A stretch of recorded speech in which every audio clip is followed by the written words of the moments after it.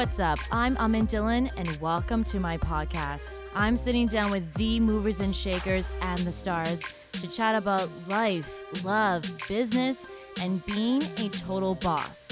It's raw, it's candid, it's the stories behind the headlines. This is In Conversation.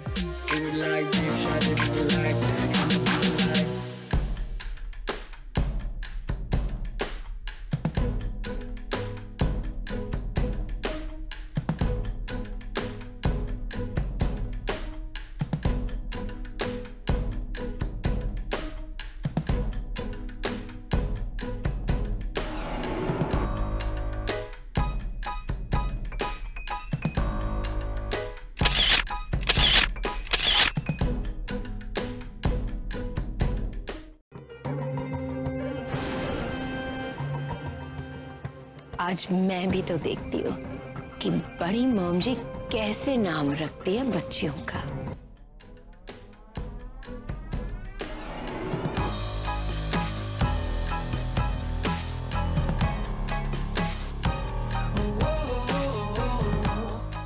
Okay, ready? Actress, model, dancer. Why do you have so many titles here? I'm so sorry. Just give me one. You're like actress, that's it. Ready? Yes, Okay. ma'am. Hello, everyone. Welcome to the show. I'm Amin Dhillon, and today I'm sitting down with someone who's not only drop dead gorgeous, but she's a very talented actress, a model, dancer, and artist.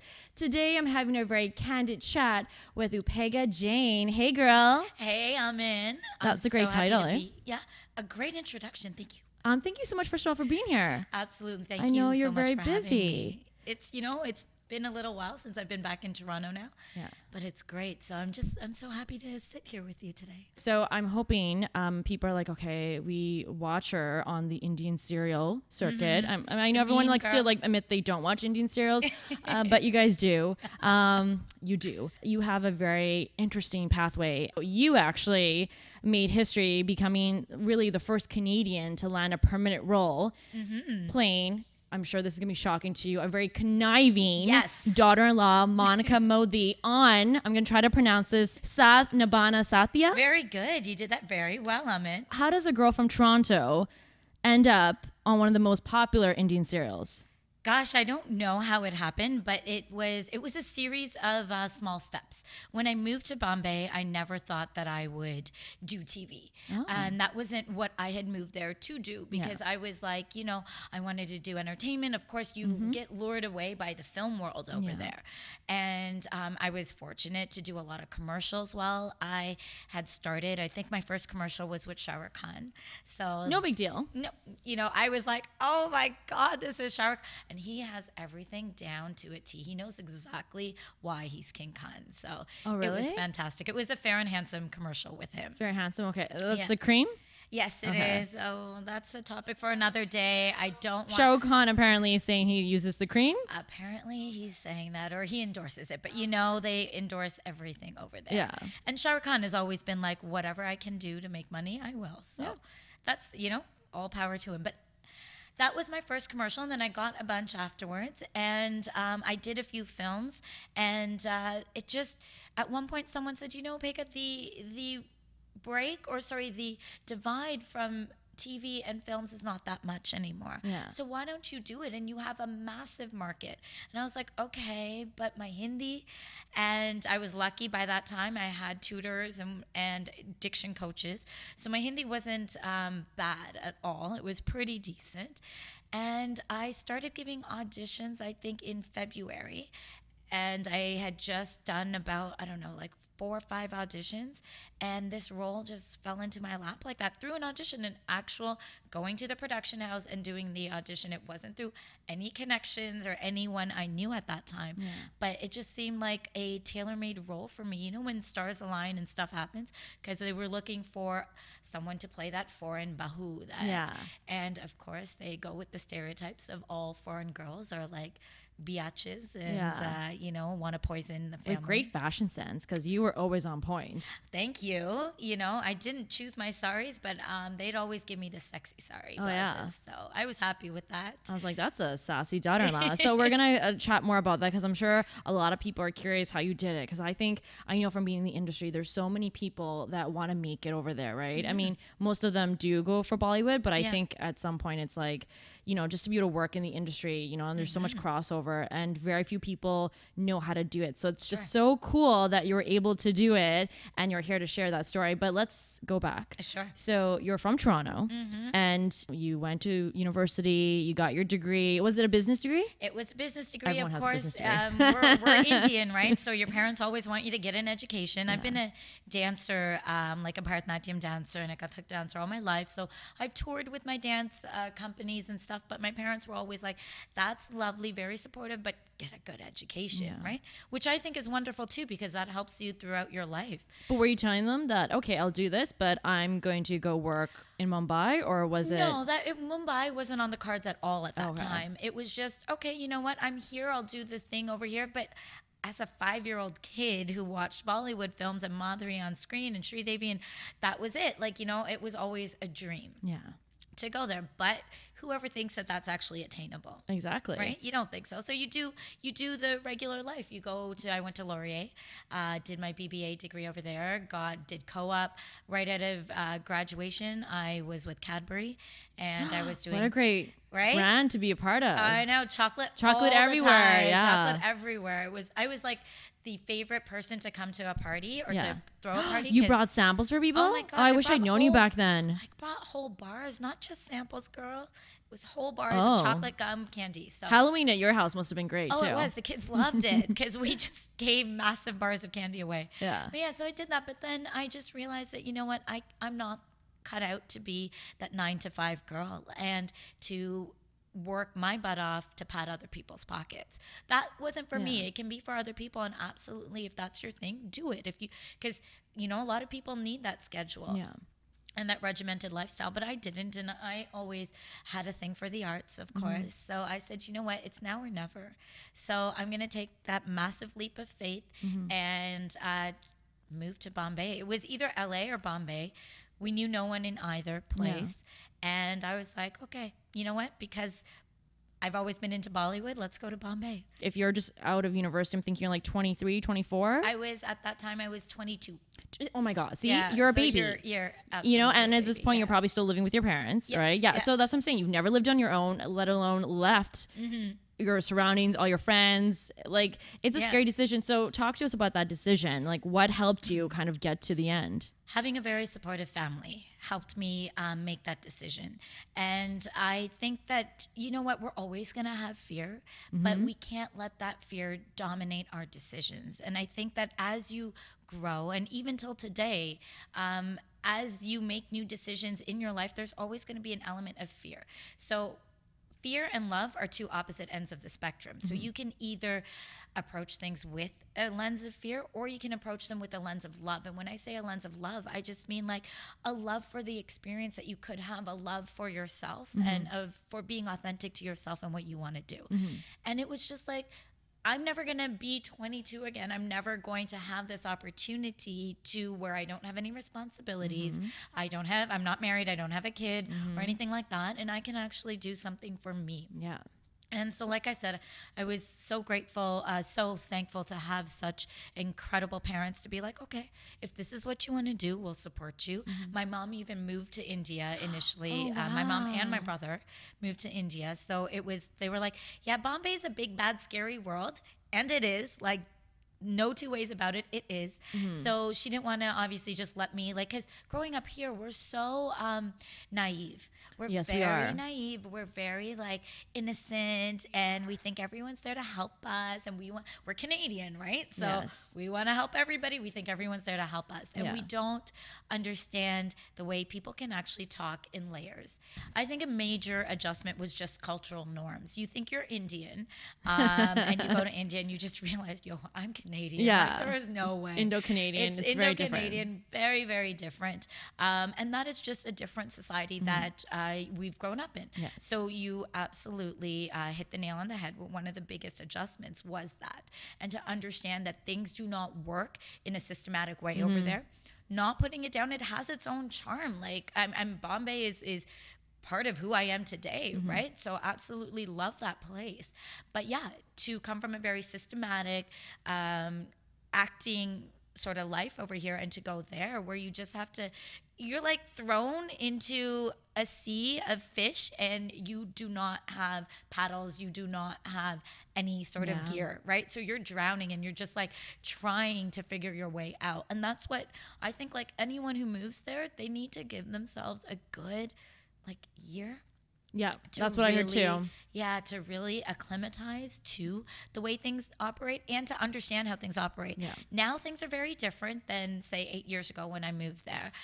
But so there are more agencies and stuff, but agencies don't really work for you until you get your own work, which is different than the way it is over here. So it's a maze, and you just have to figure out how to navigate it by yourself. Of course. So just to clarify though, so when you did go to Mumbai, had you been there before? Did you know anyone there? Were you like totally fresh off the boat landing fully there? Fresh off the boat. All my family is from North India. Okay. Chandigarh, I think you were telling me before. Well, yeah, I was born in Jammu, so family from Delhi, Jammu, Chandigarh, Ludhiana, so that's where we're from. Never had been to Bombay once for 3 days. Had stayed with my dad's friend, so we did know them, but unfortunately, he actually passed away about like 4 months before I was to move there. So didn't know anybody then, right? Like, went there and you just, finding a place. I had done my acting training here already, but someone said, go to this acting school. I was going to say, those are the one Actor Prepares. That's the famous one. So Actor Prepares is Anupam Kher's, and there's Kishore Namit Kapoor, who claims to have trained Kareena Kapoor and Hrithik Roshan and whatever else. I went there, and for me, it was not what I expected, but the biggest thing that it did for me was acclimatize me to the Indian culture. And how so? After being a trained actor from here, the program over there, that specific program at that time was designed really to shed inhibitions, and it was designed for people who'd never been up on stage. And having been up on stage a gazillion times already, whether it was through dance, whether it was through Miss India Worldwide, whether it was through acting over here, I was like, okay, this is not so beneficial, but of course, there are a few things that you always take. Understanding how people work in India. I met some really good friends. And I also met a really great acting coach from New York who happened to be there, and then have kept up with him like till today. So great contacts, essentially. Yeah. So it would be something, I wouldn't necessarily recommend going to an acting school if you've already done your training. But if you haven't, go, fine, that's great. And you can make some great contacts there. When you are in Mumbai, though, and trying to get into the industry, do casting directors, coordinators look to see if you have some training there? Or absolutely. Okay, so even if you were trained here, it did help you just to say, okay, I did go to that program. Yes, yeah, that I'm a trained actor and I know what I'm doing is what they think. But it helps. But really, there is no formula over there to what gets you in front of directors, to what gets you the actual role. There's nothing that I could actually say except be consistent and do it. When I first started, I had to they have auditions over there for ads that are like cattle calls. They don't do shortlisting, right? So it's almost like they shortlist at the door. They'll be like, you fit, you don't, thank you very much, goodbye. Do you know what I mean? And so you make the effort to get all dolled up because we're women and we have to look good. Yeah. So you get all dolled up and then you go there only to be told, okay, no, you don't fit or you fit. Like how many women would be there? 200? Yeah, 200 in a day. You're probably seeing like 500, 600. Like Bombay is everybody and their mom who wants to be an actor, right? So it is insane. 5, 6, 7, 1,000 people even. Wow. So it's insane. That's what you have to do initially, just so that people know who you are. The casting directors know who you are. I eventually, once you land that first gig, second, third comes easier because you start networking within the industry. And I was lucky that eventually I got to a point where I wouldn't go to those anymore, but I would get called directly from the production house or from the casting director and be like, hey, Uppekha, this is it. Can you come?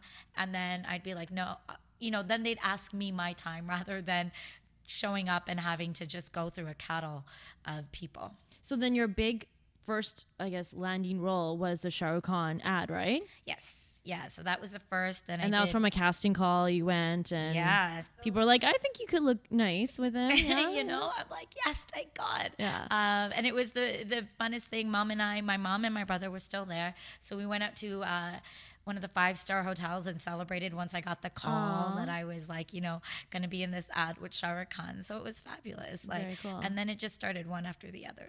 So what was the experience like on set? Like, is it similar to what you'd experienced over here? It's larger than life over there, and it is mayhem because there's so many people. There's Bombay has a population of Canada in one city, if you think about it, right? So 35 million people live in the city of Bombay. So because of that, there's so many people on set. There's your set dada, there's your makeup dada, there's your hair didi, there's your trailer dada, there's your setting dada. Like, it's Don't forget the guy holding the umbrella for you. There's the spot dada, right? Like, there's just and there's like 15,000 light people. And what would be done by equipment over here, it's manual labor over there. So there's just that many more people on set. And when it's a Shah Rukh Khan ad, you know that there's going to be like his entourage and all of his people. How big is his entourage? Well, he came on set with like 4 people, I think, which is not bad at all. But he had his own massive, that bus that he has. Oh, so that does gets he? parked. Okay. The ad was filmed in Film City. So it's just like a studio box. And I went there the day before for my costume trials, and it was sweaty. It was so hot. It was like, I'm like, how are we going to shoot there? The next day, it was just a transformed space, and it was air conditioned, beautiful. Everything was fine. I'm like, wow, they work fast in India, actually. That's amazing. Yeah. So then what was it like? Like, did you fit right in and you're like, this is what I was born to do? Or did you get that kind of the nerves where you're like, here it is, like you moved here for this, here's your big break? Oh yeah, of course it was that. I'm sure you can empathize with that. It was like, oh my God, am I doing everything right? Like, I don't want to make a mistake. Like, and we'd take like the first shot. I was doing a sword fight with him. So in that ad. And so I was just like, Uppekha, don't mess up. Uppekha, don't mess up. Like, cause I had gone for rehearsals before. Right. And like, if the director called cut, I'd be like, oh my God, was it my fault? Shit. Yeah. But it, that's all a learning experience. Shah Rukh was amazing. He was so nice to everybody on set. So for my first ad, I was really happy. And then you get used to it. You get used to how it works and how you need to operate. You did a lot of ads, a lot. And that's why I was like, wow, that's amazing. So like, which one for you was like, okay, this is like maybe the most special, or maybe just your favorite? I think the first one was with King Khan, so that was great. Yeah. But obviously when I started getting, my own ads, that was also really special. I did one of the funnest ones I did was actually with Priyanka Chopra. And Priyanka Chopra, I played the actress that walked into a movie theater while she played the singer, who was like the band and the singer. And I was like, this is so cool. Yeah. So that was a really, really fun ad. It was for Hoppet's chocolate, which is like a Switzerland chocolate. Like, I can't escape this chocolate. It follows me everywhere. Everywhere. You're so right. How cool would it have been if I don't know if you landed, did you land something with Cadbury? Can you imagine if you landed? Oh my God, every time I Goes went, full circle. I went for about 2 or 3 Cadbury auditions, and in my intro, I'd be like, so I worked for Cadbury. Yeah. I don't know if that matters. I'm very familiar with your chocolate. Did you book them? Not the Cadbury ads, unfortunately. That's crazy. It's like they were like, you know what, we couldn't have you in Toronto, so we're not going to have you at all. Perhaps. You briefly mentioned this, Miss India Worldwide Canada. Yeah. So that was amazing because that's how I first came to know you. When I was getting ready for my pageant, I would look at you because you did very well at the worldwide pageant. You placed like first runner up, I believe. Yeah. So, and you were just like great. Like I remember you rocked a sari back then too. Thank you. You were like really, really just well known. That I remember my pageant coordinator would say like, look at her, like see what you're doing. Well, look what she's doing. That's what it's supposed to look like. And I'm like, why does she look like she's literally like floating in the air? And I feel like I have like a broken foot that I'm dragging. If you did, you wouldn't have been Miss India. I know, but you know Worldwide when you're Canada. on the stage, that was like my first time like on stage. So Yeah. I'd done like obviously smaller pageants, but when I went to the worldwide one, I just saw all these girls, and I remember I was like, why do I seem like I'm just not? Because you have a different impression of yourself, right? Yeah. Versus when you watch the TV show later, and you're like, oh, actually, I wasn't like falling apart. So, you know, did you think that was kind of like your big break, or what role did that pageant play for you? Oh, it played a massive role because that was my. I figured I could land up in India just as Uppekha Jain and no one would know who I am.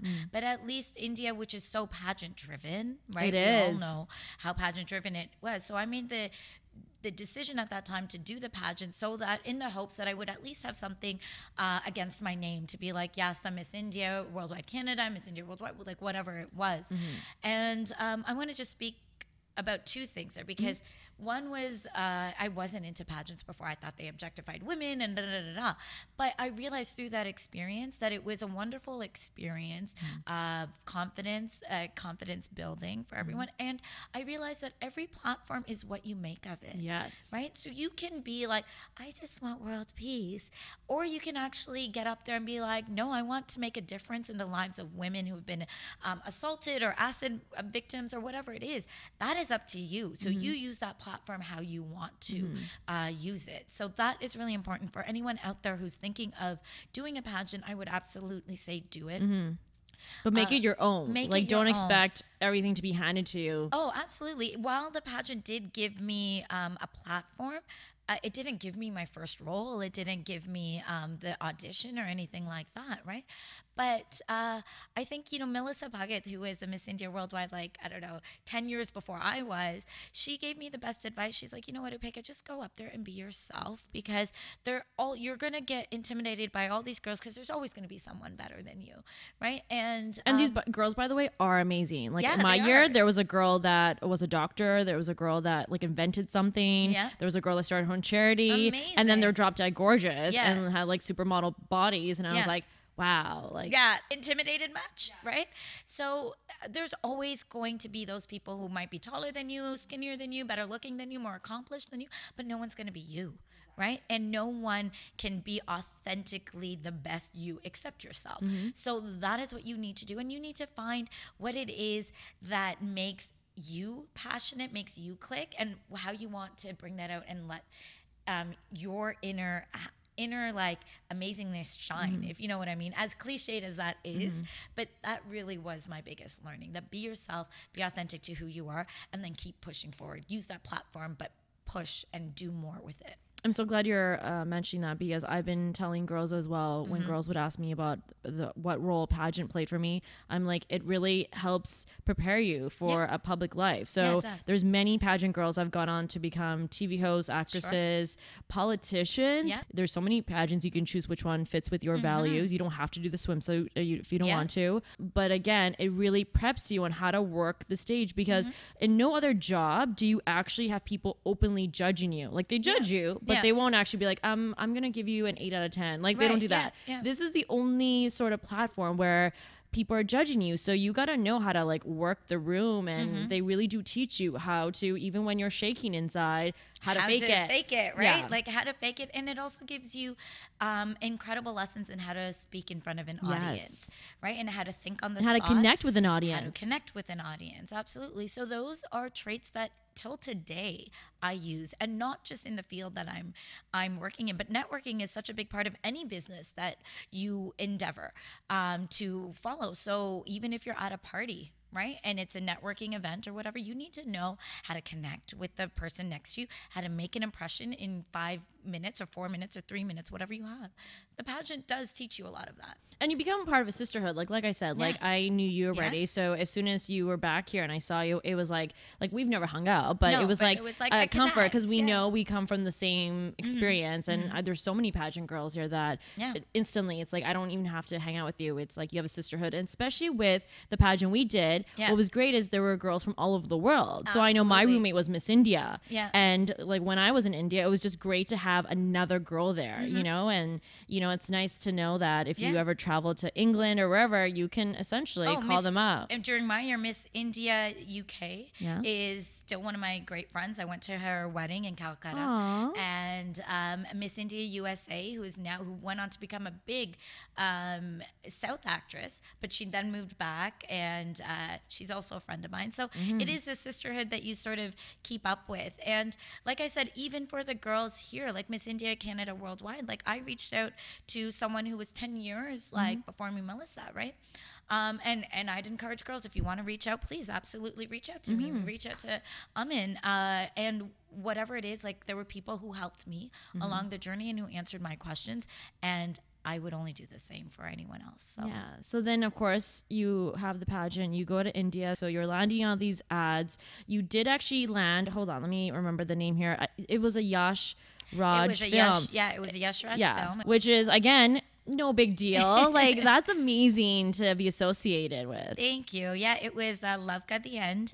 And it was their launch of their Y film. So, like, their super cool films directed for youth. And it was Shraddha Kapoor who was the main actress in it. So it was good. It was a fun experience. But I think I played a mean girl in that. And I think maybe that's what Which is so weird that you're playing these mean roles because you're actually like very sweet. Oh, thank like this you. is not an act. This is what she's like, right? So. Oh my God. After Saathiya, like I had aunties, Lovey, who was my co-host, Lovey and I were walking down Bandstand, which is in Bandra, the waterfront.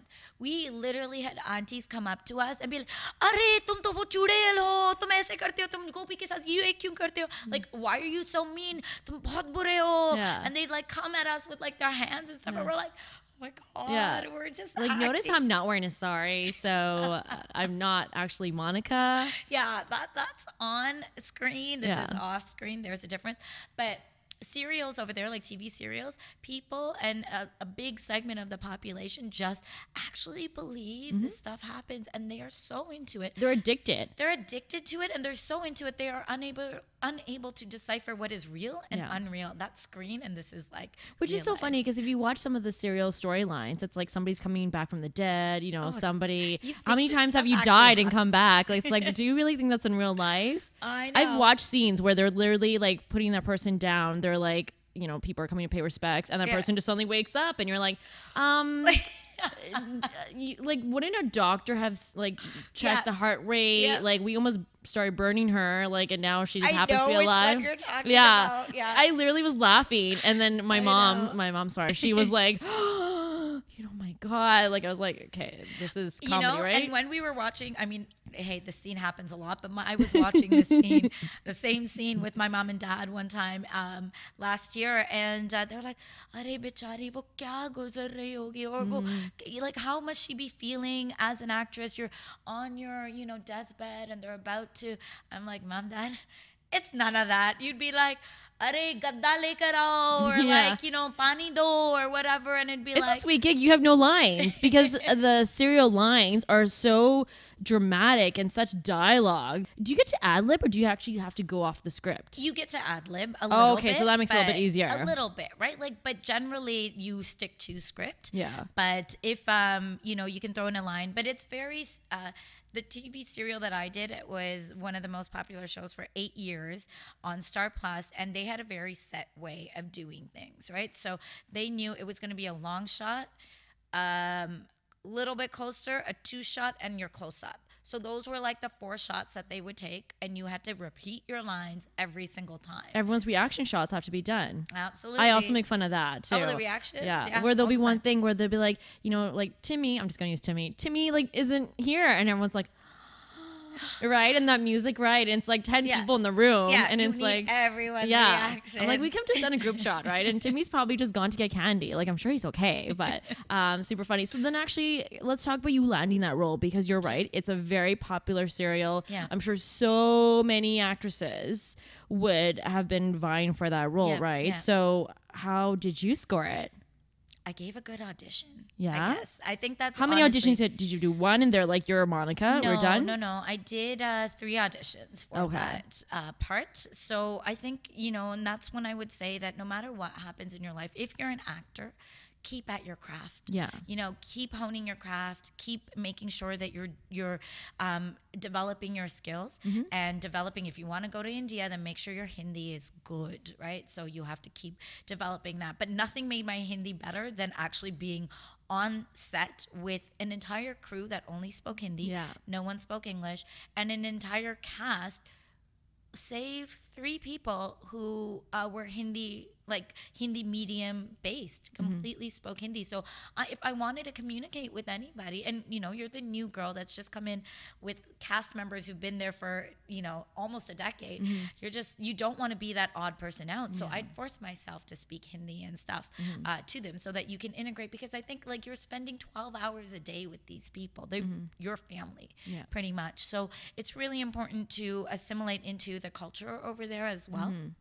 And but yeah, so going back to how I got the role, it was just I auditioned 3 times and then waited about 3 weeks, I think, and then I got the call that, okay, your dates are blocked, you're shooting from 4 days from now. I'm like, wait, no, I have an event, I have this, I have that. They're like, nope, sorry, you have to start shooting. I'm like, oh my God, I was shooting a commercial, so I had to manage a few things. But then once I got into the flow, I was okay. In terms of landing that role, were you excited? You're like, this is gonna really change my... Okay. But I had no concept, because I'd never watched Indian TV serials before. So I had no concept. Had you watched this serial before?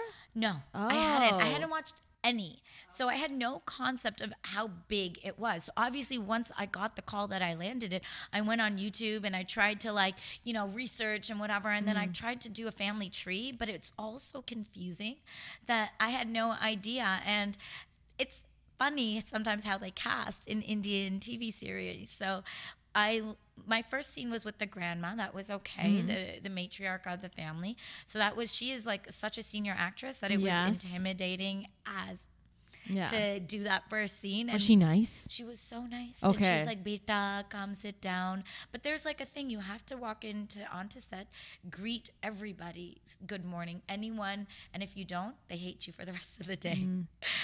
So that's what I'm talking about, cultural norms. That is just the way it works over there. Luckily, we're Canadian. We tend to greet people, so it's okay. But she was wonderful, and she really, took me under her wing and helped me out and said, beta, you do this is the way it works and whatever. And but my second scene was with Lovey, who I didn't know at that time what she played, what character she played in relation to mine. So I do this scene, and then I turned around and I asked her, I'm like, I introduced myself, whatever, and I'm like, oh, so what are you playing? And she said, your mother-in-law. The girl looks like a child. Yeah, she and does. I'm like, oh my God, what are you talking about? Only You're on Indian playing- serials. Exactly. You're playing my mother-in-law, and I had my heart skipped a beat for a second. I'm like, okay, I'm just gonna go with this. Go with it. So in terms of then playing that role, it kind of seems like it's a very fun role, because you're causing trouble. And I mean, again, your fashion sense, I was like, every day I'm like, you're looking so good, as a fashion girl, I'm like, Had that's a good fabulous. stylist. So did you enjoy it as well? Oh, absolutely. And honestly, that is why I accepted the role, because it's so easy to play a goody two shoes, and most of the characters are the good characters. That's easy. It's so much more fun, exciting, and challenging to play someone negative. And the things that they got me to do, it was sometimes I was just like, who does this? Who poisons their own family? Right? Everyone on Indian serials. Clearly gets you've not away watched it. with I'm like, everyone's always poisoning someone. And gets away away with it. And there were like slaps going on. There was like, this is just the way Indian serials are. So it was hilarious. It was a lot of fun playing the role. Because I'd always just like, you know, have the eyebrow, or I'd just like always have the evil looks and sneaking around. Which apparently no one else notices. Apparently not, right? And my whole conniving, scheming thing, no one hears what's going on, even though speaking out in the middle of the veranda. Your door's open, But yeah, it's the way it goes. It seems like a lot of fun. So you did that for about a year? Yeah, about a year. Yeah. And then you left. I did. You're officially no more Monica. Monica's not going to come back. No, so Monica was sent to Canada along with Lovey and Monica's husband in the show to take care of Monica's ailing mother. Okay. So, I mean, but you never know. They left it open. They left it open because they said, if you want to come back, we'd be happy to have you back. Yeah. At that time, I left because my brother was getting married, and in a daily soap, you only get 10 days. Like, and I begged. 10 days off in a year? Oh, 10 days for like, a holiday. That was it. And that was only because I was foreign, and I told them I had a passport issue, and they're like, fine, go. Otherwise, you don't get vacation more than 3 days or something, because you shoot. I'm contracted to shoot 25 days a month. Sometimes it was 26. Sometimes it was, sometimes it was 21. Every day. But every day for 12 hours. So it's nuts. Oh my gosh. Yeah, and it took me about 40 minutes to get to set in the morning, and about like an hour to an hour and a half to get back. So I was dead, like, because usually our shifts would be 9 to 9. Get home, and I'd have to leave at 8 in the morning to get to set in time, right? So 9 to 9, I wouldn't be home till 10:30. So it was a massive adjustment for me initially to when do I get time to work out? When do I get time to eat? Like, when do I get, time to relax? Eventually, after a month, my body got used to it, and they have beds in the dressing room. So, because you're shooting 12 hours and it's not always you. So you can like lie down and sleep at some point. It's like a hospital. You're like a doctor now. Right? So you just sleep on the job. Yeah. So it's funny because when I was researching you, what I love also about India is they, like LA, you were mentioning that earlier, there's paparazzi and gossip and TMZ and all that. Yeah. India is like, I think worse because there's just so many people, such a huge appetite for like they worship celebrities there, right? So there was all these gossip sites. And when I was looking you up, people were like, making up their own conclusions of why you left, right? So that's what were they saying? So they were saying basically there was a couple of versions. Okay. So here's version one. Version one was that you didn't like the way your character was going, and so they said like, too bad, and you're like, okay, I'm gonna leave. So any truth to that? What was the second version? You're like, let me find out which version it is. Right? Second version was apparently that you and your co-star Lovey got into a fight with the director. I'm sure you've heard this one because I saw it on a couple of gossip sites. Again, there's different versions of it. Apparently, one was like you two were fighting with him because of something about the scene, and another one was that he just yelled at you guys for being late or laughing or something, and asked you to leave, and you guys were humiliated, and that's why you gave your notice, because you're like, how dare you make me cry because I laughed. I'm leaving now. So what's the truth in any of this? All right, so here's the thing. There was a couple things that happened all at the same time. So like I said, it was my brother's wedding, and I didn't want to show up as a guest to my own brother's wedding, and I wanted like at least a couple months, and I knew that I would have to take a leave of absence from the show. And what happened then was the second version is close to the truth. Oh, wow. Lovey and I were on set. Okay, I don't know if I've like actually spoken about this, Amin, before. Oh, I love it. I'm getting exclusive. TV. It's an exclusive. So Lovey and I were on set, and there was a disagreement with the director at that point, and he pointed out Lovey for laughing at a joke that someone else cracked. Everyone was laughing, but it was the way it was handled at that point that I was not happy with either. And I got pulled into that, and then I was just like, no, wait. We all need to be treated with respect. And if we're not treated with respect, and yes, I had to deal with a lot, a very different cultural makeup while being on a TV set. It's even more different than being in Bombay. And it's a lot more rough, a lot more heady, a lot more, like there's not a lot of respect for women. And that's a big thing for me. Everyone knows that. And if as a actress, as a woman, I'm not getting treated with respect, then I will take a stand. I will take a stand, and I will stand by what I believe to be right. And so that's what we did. And we did take a stand at that point. Both she and I did together, and which was actually a big thing because not a lot of actresses support each other at all. And that's what Lovey said. She's like, you're so different than most actresses over here, because most people be like, well, that's your problem, you deal with it. But no, I saw it happen in front of me, and it was not okay. And I took a stand against it, and then it was just not handled in a way that I thought was right. And if I am faced with that, then I'm sorry, I'm going to part ways. And so I did. I parted ways because I was going to anyways take a leave of absence. But the producers and all were rather nice about it. But and that's why they didn't, kill me off in the show, and they just sent me away, saying that even if they killed you off, that you could come back, resurrect from the dead. That car accident, she wasn't actually in the backseat. Exactly, it wasn't her; it was her humshakal. Yeah, exactly. So it could be stuff like that. But kudos to you, because knowing that industry, and even the industry here, I find that people are just so grateful for the opportunity. Because what happens in this industry is, it doesn't matter if it's media, if it's television, if it's singing. There's this mentality that all the people that are, paying the paychecks, the producers, the big production companies, they always want you to feel like you're replaceable. So, even if you become the biggest name, they'll be like, you know what? We can make your career and break it, right? Yeah. And no one is immune from that. So a lot of people will take, especially women will take it, because they'll be like, oh honey, you're getting older, or you got to watch your weight, or there's like all these newer Katrina calves that are going to be cheaper, like you said, prettier, skinnier. So you're always kind of like, looking over your shoulder, be like, hey, do I how much do I cause trouble and being like stepping up for yourself without affecting my career? Because you could just be shut out. And especially in India, where people are afraid of each other. Like, they're absolutely afraid. And, people were like, oh, you'll never get you'll never work in this industry again. You'll never work in this industry again. You'll never get another job. But, even sitting here at Balaji, Telefilms called me just last week, and it was a big decision for me. So they wanted me to, here's the thing, like, people, stand up for yourself, be true to yourself, because the universe will work for you. So the reason why I shared this story, and I'm now telling you this, is I stepped away. I stood up for myself, for my friend, and I stepped away from that role. And I did other things while I was there. And then just 2 weeks ago, Balaji Telefilms called me for a role in Kasauti Zindagi, which was one of their biggest serials back in the day. They're doing a revamp of it, so relaunch of Kasauti Zindagi, and they asked me to play one of the roles.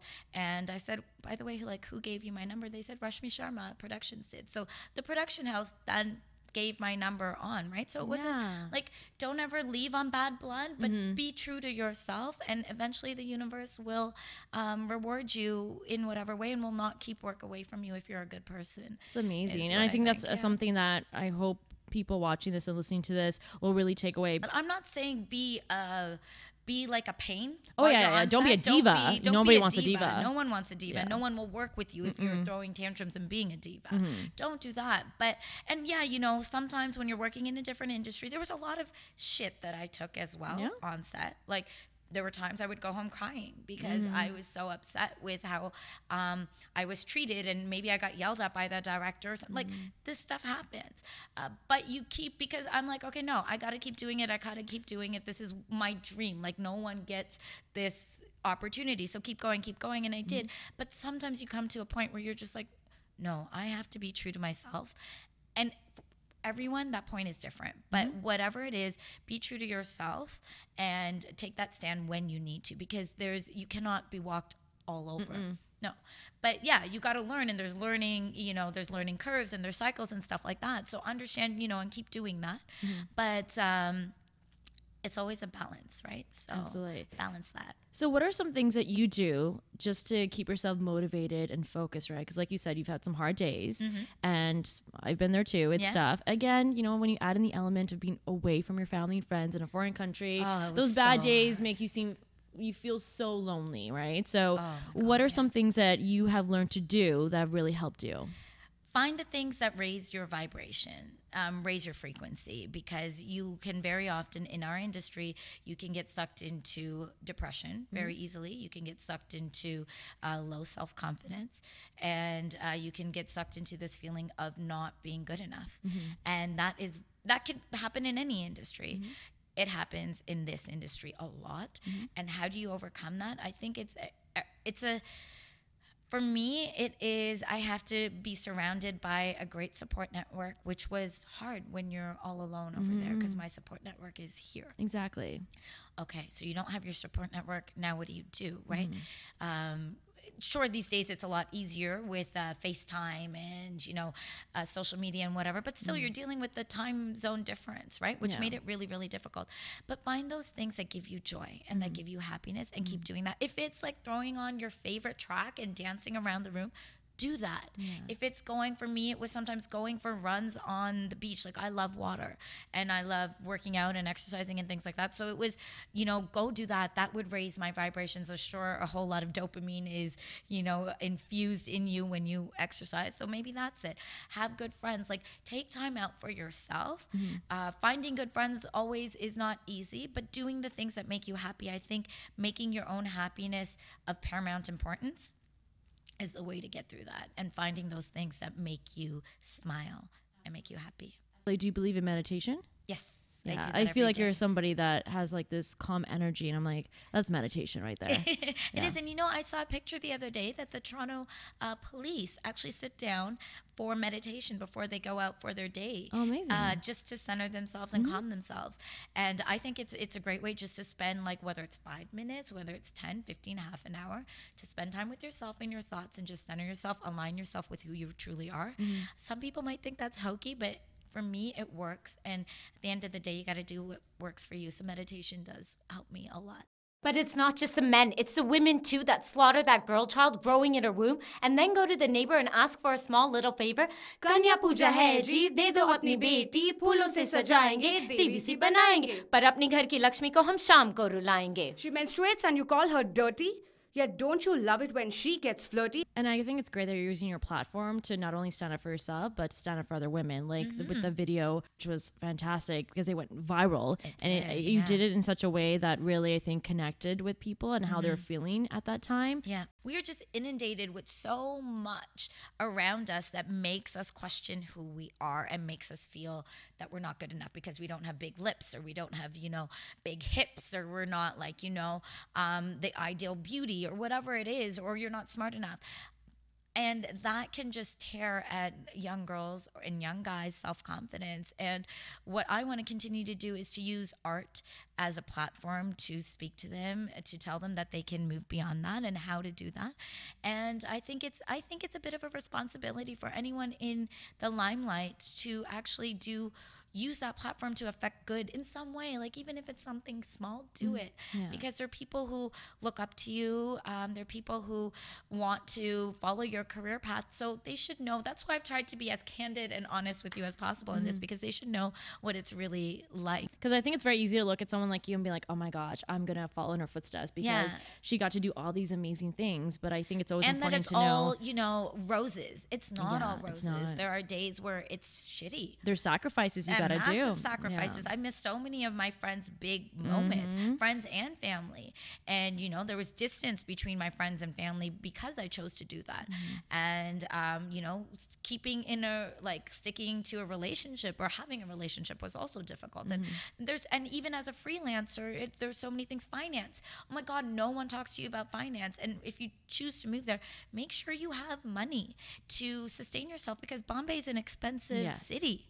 And the things you need to do, you won't get your first gig. Maybe, inshallah, you get your first gig right away, but you might not. So you need to have a steady flow or a big bank of savings to keep you through. That's a really good point. I was going to say, how is the pay? So when you started out, obviously, because a lot of people, if they're going to make that move, they're going to, unless you build up a name and a reputation, what is kind of the standard fees? Do you get paid well? No, the pay scale is very different in India versus here. So what you get paid to do ads and stuff like that over here is a lot more.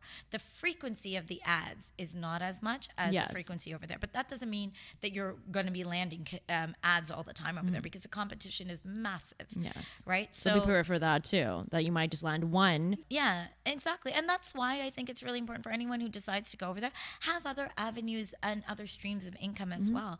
And it was one of the reasons why I initially got into emceeing. And I used to MC a lot of massive events in like, it started small. My first event was actually with Deepika Padukone in Goa.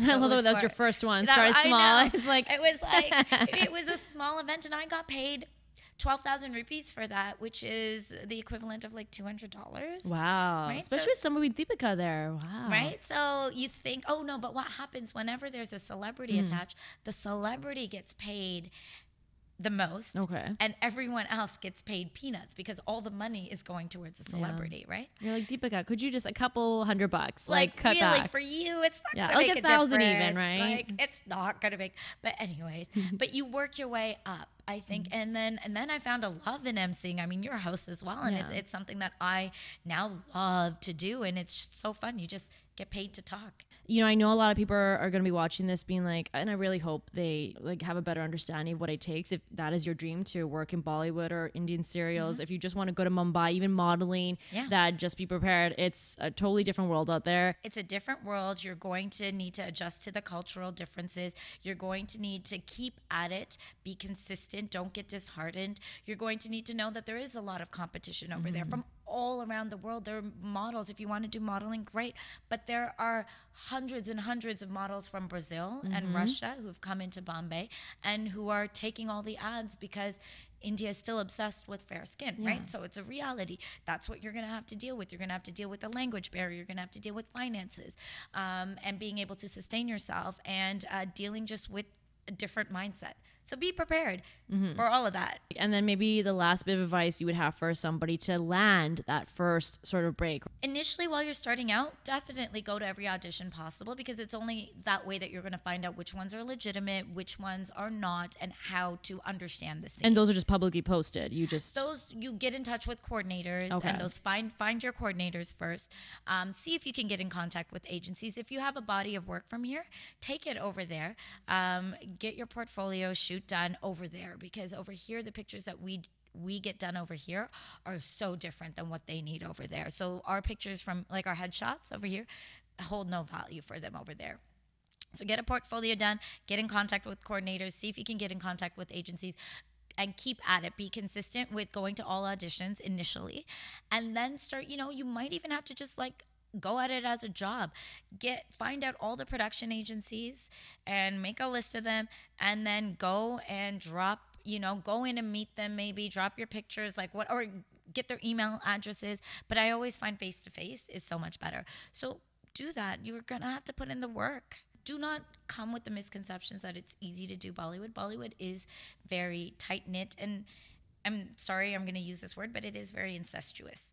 Right? So it's always the actors' sons and daughters who will get first pick, then the director's sons and daughters, producers' sons and daughters, and family, like cousins and whatever, chachis, beti, There's whatever, a lot of whatever. Kapoors. They could take all the roles, and actually. There are two sides of the Kapoors too, right? So they can take everything. So it's really, really difficult. But not impossible. But not impossible. But you just, right place, right time. If it's right for you, stars align and, you go for it. So follow your dream, though, for sure. Okay, and then before I let you go, can you give us a little bit? I just really want you to be like my Monica Modi in real life. Just to you? Just to be like... If we met in real life and I was like, hey, Monica, how's it going? I'm from Canada. तुम्हारी हिम्मत कैसे है मेरे साथ ऐसे बात करने की? तुम्हें अपने आप को कभी देखा है आईने में? Huh? Oh, wow. Thank you so much for coming. Thank you, Amin, for having me. This was a lot of fun.